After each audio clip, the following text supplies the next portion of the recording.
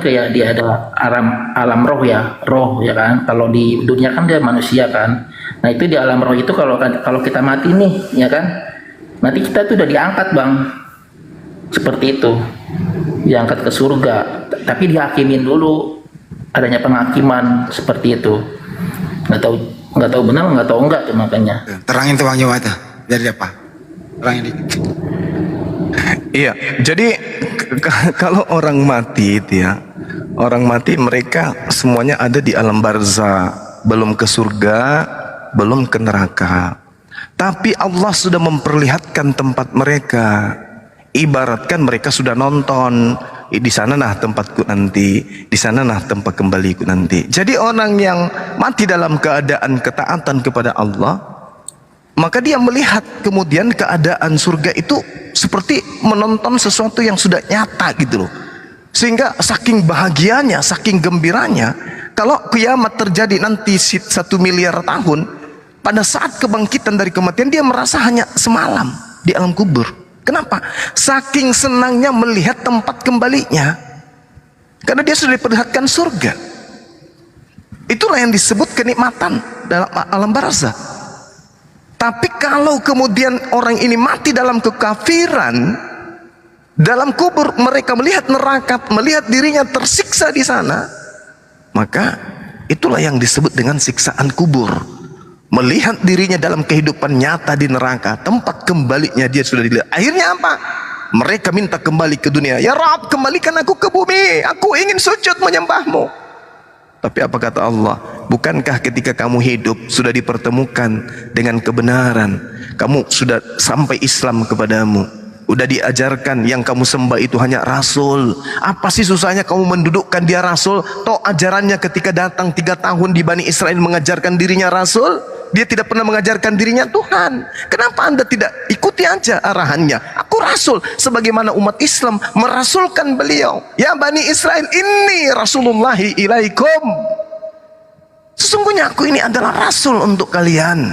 Yohanes 17 nomor 8, Yohanes 11 nomor 42, supaya mereka percaya bahwa aku ini adalah Rasul. Yesus ditanya di dalam Kisah Para Rasul 22 nomor 8, siapakah engkau? Apakah engkau Tuhan?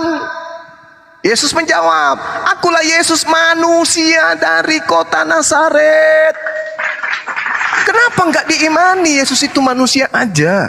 Kisah Para Rasul 2 nomor 22, hai orang-orang Israel, inilah orang yang kumaksudkan adalah Yesus, yang ditentukan oleh Tuhan sebagai perantara untuk Tuhan melakukan mujizat, tanda-tanda, mujizat dan kekuatan-kekuatan yang dilakukan oleh Allah melalui perantaraan Yesus. Hidup kekal itu adalah mereka mengenal engkau satu-satunya Tuhan yang benar, dan mengenal aku yang engkau utus, aku Rasul. Kenapa enggak ikut aja kepada Yesus? Sekali ikut-ikut, imani dia Rasul, dah selesai. Kenapa harus mempertuhankan manusia? Apa mungkin Tuhan menjadi manusia? Apa mungkin manusia melahirkan manusia? Ingat, manusia yang melahirkan manusia itu memiliki 5 anak. Yesus, Yudas, Simon, Yusuf, Yakobus. Kalau yang dilahirkan salah satu dari 5 anak orang ini adalah Tuhan, maka 5 anaknya wajib Tuhan. Kalau yang dilahirkan salah satunya manusia, maka 5-5-nya wajib, 5-5-nya manusia. Maria melahirkan 5 Tuhan atau 5 manusia. Kenapa enggak menggunakan akal? Karena kamu tidak menggunakan akal. Disinilah tempatmu. Lihat tuh, tempatmu akan kembali. Kalau begitu Tuhan, kembalikan aja aku menjadi batu. Batu pun jijik dipersamakan dengan kau. Terimalah siksaanmu sampai kiamat datang. Itu yang terjadi terhadap Ibu Uti. Makanya Yesus mengatakan, kasihilah Tuhanmu dengan akal, bukan dengan iman. Iman itu muncul ketika akal dan kitab sudah sinkron, baru ada iman muncul. Iman yang benar adalah iman yang dihasilkan dari perkawinan antara akal dan kitab suci. Kalau kitab suci dan akal bertentangan, perang-perangan, saling cambuk satu sama lain, maka iman yang muncul kemudian adalah iman anta beranta, iman buta, Iman buta, iman akal-akalan alias imani saja. Kenapa imani saja? Mau mendudukkan kitabnya tidak masuk akal, mau meninggalkan kitabnya sudah terlanjur imani. Maka yang terjadi apa? Imani aja, mau salah mau tidak, yang penting imani saja. Makanya ketika saudara ditanya, apakah anda percaya teguh kepada iman saudara sekarang? 50-50 kata saudara. Apa yang menjadikan itu? Karena yang anda imani, yang anda percaya, yang anda yakini tidak masuk rasional, tidak masuk akal. Tidak masuk akal. Pakai dasi, pakai jas dengan gagah, sepatu perlente, punya rambut rapi, gagah, turun dari mobil, perlente, intelektual, sangat logis, manusianya hebat. Begitu masuk ke dalam, Tuhan kita telah mati di atas tiang salib. Wow. Kita diperintahkan makan dagingnya, wow, dan minum darahnya, alamak. Penampilan oke, tapi iman sabar kokok. Sementara Tuhan itu maha mengetahui. Tidak mungkin Tuhan menciptakan manusia lalu mengirim buku panduan yang tidak selaras dengan akal manusia. Nggak mungkin. Ngeri itu, ngeri. Anda beli buku, beli mobil Matic, lalu dikasih buku panduan mobil manual, itu pun bukan untuk mobil, buku panduannya untuk sepeda kumbang. Cocok enggak? Tidak. Berarti pabrik tidak mengetahui produknya sendiri. Gagal dia. Gagal dia. Apa yang terjadi? Orang pakai mobil tabrakan sebelah sana. Muncul berita 3 meninggal. Kenapa? Mobilnya tabrakan. Mobil apa sih? Mobil ini. Kok bisa? Karena buku panduannya tidak selaras dengan mobilnya. Kitab suci tidak selaras dengan produk otak. Apa yang terjadi? Akal-akalan. Apa pembuktiannya? Tak ada satupun di antara mereka yang mencintai kitab sucinya. Kenapa? Buktinya tidak menghafal, tidak memelihara original teksnya, tidak kemudian membudidayakan original teks kitab itu, apalagi tidak mengajak orang-orang untuk menghafalkan, tidak mengajak anak-anak dari kecil untuk mengetahui dari nol menghafal isi kitab itu. Kenapa? Karena isinya itu irasional, tidak masuk akal. Berbeda dengan Al-Quran. Dari kecil mereka diajari Alhamdulillahi Rabbil Alamin Ar-Rahmanir Rahim Maliki Yawmiddin Iyyaka na'budu wa iyyaka nasta'in Ihdinas siratal mustaqim Siratal ladina an'amta alaihim Ghairil maghdubi alaihim waladdallin. Jelas dari not suaranya, gelombangnya meneduhkan hati. Kita bandingkan dengan kitab di luar agama Islam, Prakesetetos Verdoplopites Po Erikon Contaise Asas Meroica Propatau Allah apo mesa inei erpaktiko iloikai apoton karpotos tatstao gonaresete brese kenesta meses pesta ile opo ankati sika apo gaidoran kato agatu. Tak ada gelombang ritme di dalam kalbu ini, dalam ion-ion akal yang bisa menyentuh dimensi itu, nggak ada. Tapi kalau Al-Quran, orang ngerti artinya ataupun tidak ngerti artinya, mendengarkan bacaan Al-Quran itu, saraf-saraf kita dirangsang kemudian untuk teduh. Fasajadal malaikatu kulluhum ajma'un illa iblis istakbara wa kana minal kafirin. Qala ya iblis ma mana'aka an tasjuda lima khalaqtu biyadya astakbarta am kunta minal 'alin. Qala ana khairum min khalaqtani min nari wa khalaqtahu min tin. Preko Cetos cetetos prepdo profites pau ercontai se esas meraunca propatau alla apo mesa aenai aprito kai lokai apoton karpotaus tataus gresisete borei kanes nama sepsei stapili apo ankiti isika apo gai dauran kato etsi kate kalau den roparagei kalaus karpaus Allah enakako den roparage kakaos karpaus agatu. Tak ada elemen dalam diri kita ini, akal, kalbu, kuping, hidung, mata yang bisa mendeteksi ini apa rek, apa iki, beda dengan kalam ilahi, beda. Nah, inilah cerminannya kemudian, sehingga ketika saudara bertanya apakah mereka akan ke surga, mau ke surga mana, mau ke surga, nggak akan pernah ke sana. Innal ladzina kafaru min ahlil kitabi wal musyrikina fi nari jahannam khalidina fiha abada. Mereka kekal di dalam neraka. Itu jelas itu. Demikian Bung, silakan. Ya, berarti saya garis bawain, berarti saya ngerti, berarti poinnya ini yang tujuannya berarti kalau untuk Islam itu harus punya akal dan Quran patokannya itu. Benar ya Bang ya? Benar sekali. Kasihilah Tuhanmu dengan akal budi. Tidak ada kasih Tuhanmu dengan iman, tidak ada itu. Iman itu adalah inti. Artinya gini, ketika akal bekerja, menelusuri kemudian item-item kisi-kisi yang ada di dalam sebuah kitab suci, dan kita kemudian percaya itu, maka itulah iman. Itulah iman. Kitab suci kita baca. Contoh yang saya katakan tadi, yang saya bacakan misalnya, bagaimana kemudian Allah menguraikan firman-Nya terhadap iblis ketika iblis itu bertanya, ketika iblis itu kemudian dikatakan para malaikat sujud kepada Nabi Adam. Fasajadal malaikatu kulluhum ajma'un, dan para malaikat itu bersujud semuanya illa iblis, kecuali iblis. Istakbara wa kana minal kafirin. Iblis ini menyombongkan diri dan dia termasuk dari golongan kafir. Qala ya iblisu, wahai iblis. Allah berfirman, wahai iblis, apakah yang menghalangi kamu sujud dan menghormat kepada Adam, yang mana Adam aku ciptakan dengan kekuasaanku sendiri? Ma mana aka antas juda lima khalaqtu biyadah. Kenapa kamu tidak mau sujud menghormat kepada Adam? Apa kata iblisnya?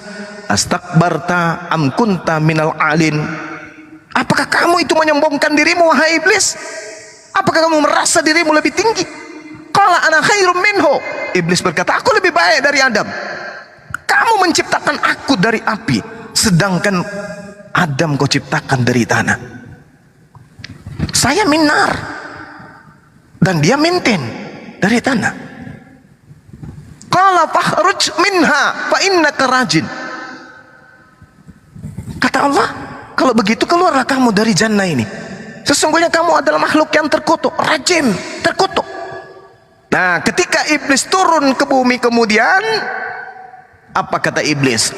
Wa inna alaika la'nati ila yaumiddin.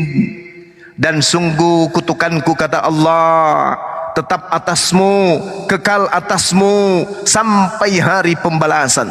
Qala rabbi, iblis menjawab, baik Tuhanku, baik ya Tuhanku. Iblis mengakui Allah sebagai Tuhan. Orang Kristen tidak. Berarti iblis lebih ada iman dibandingkan Kristen. Rabbi, kata iblis, ya Tuhanku, fa'anzirni ila yaumi yub'atsun. Panjangkan usiaku sampai mereka semua dibangkitkan. Qala fa innaka minal munsarin. Allah berfirman, maka sesungguhnya kamu termasuk golongan yang diberi penangguhan. Umurmu akan panjang wahai iblis. Ila yaumi waqtil maklum, sampai hari yang telah ditentukan waktunya, yaitu hari kiamat. Aku panjangkan umurmu wahai iblis. Silakan Anda menggoda ciptaanku, Adam, anak cucu Adam, silakan. Aku panjangkan usiamu, silakan Anda sesatkan sesat-sesatnya mereka. Apa kata iblis? Fabi izzatika, demi kemuliaanmu wahai Tuhanku. Iblis pun memuji Allah. Iblis mengatakan demi kemuliaanmu ya Allah. Kristen tidak pernah memuji Allah, menganggapnya Tuhan saja kagak. Makanya Al-Quran mengatakan apa? Ulaika hum syarrul bariyah.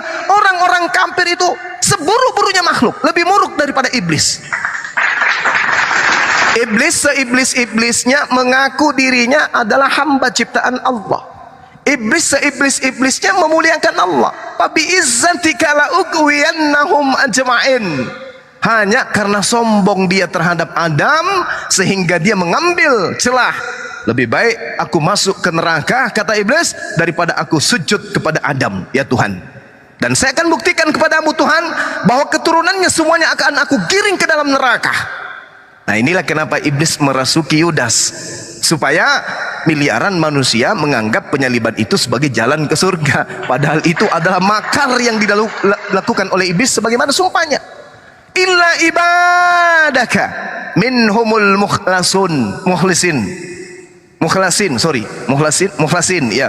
Qala fa bi izzatika la ughwiyannahum ajma'in. Kata iblis, demi kemuliaanmu ya Tuhan, pasti aku akan menyesatkan anak keturunan semuanya. Illa ibadaka minhumul mukhlasin ya akhi, kecuali hamba-hambamu yang terpilih di antara mereka. Qala fal haqqu wal haqqa aqul. Allah berfirman, maka yang benar adalah sumpahmu dan hanya kebenaran itulah yang aku katakan. La'amla'anna jahannam minka wa mimman tabi'aka minhum ajma'in. Sungguh aku akan memenuhi neraka jahannam dengan kamu dan dengan orang-orang yang mengikutimu di antara mereka semua. Na'udzubillah summa na'udzubillah. Nah, inilah saudara-saudara ya, bahwa ketika ada orang bermimpi masuk surga, ibadahnya hanya sekali seminggu, yang disembah pun cuma ciptaan, itu pun cara ibadahnya tidak diperintahkan oleh para nabi, itu hanyalah mimpi di siang hari. Mimpi. Bahkan Matius 7 nomor 15 sampai nomor 23 sudah diwariskan kepada mereka apa? Neraka. Enyahlah daripadaku kalian semua adalah pembuat kejahatan. Matius 13 nomor 50, pembuat kejahatan dilemparkan ke dalam api neraka yang menyala-nyala. Waman azlama mimman iftara 'ala Allahil kadziba wa huwa yud'a ilal Islam. Siapakah mereka orang bodoh ini? Siapakah mereka pendusta-pendusta ini?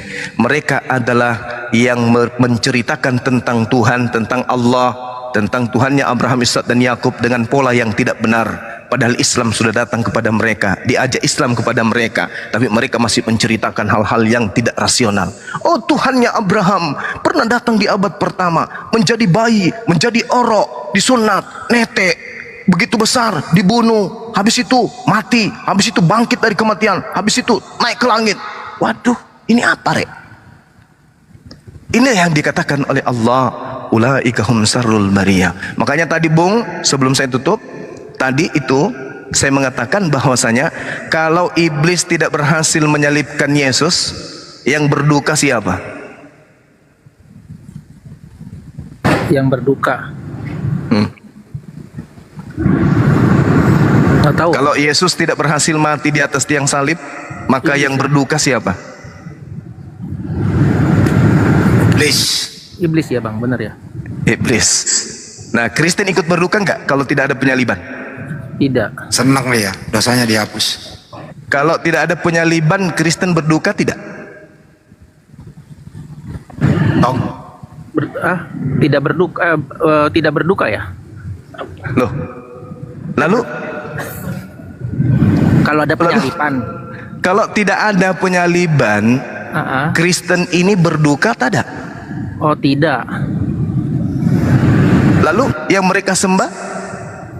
Kalau tidak ada penyaliban berarti tidak ada Kristen Bang, tidak ada, maksud tidak ada. Masya Allah. Jadi sejatinya kalau tidak ada penyaliban, Kristen ini berduka karena tak ada yang menebus dosa mereka. Iya benar. Benar kan? Iya. Berarti Kristen ini harus berterima kasih kepada siapa? Udah dikasih kunci biru itu Rosidnya. Iblis, masa iblis sih bang? Allahu Akbar, Masya Allah. Makanya dikatakan Al-Quran, wa kana kafir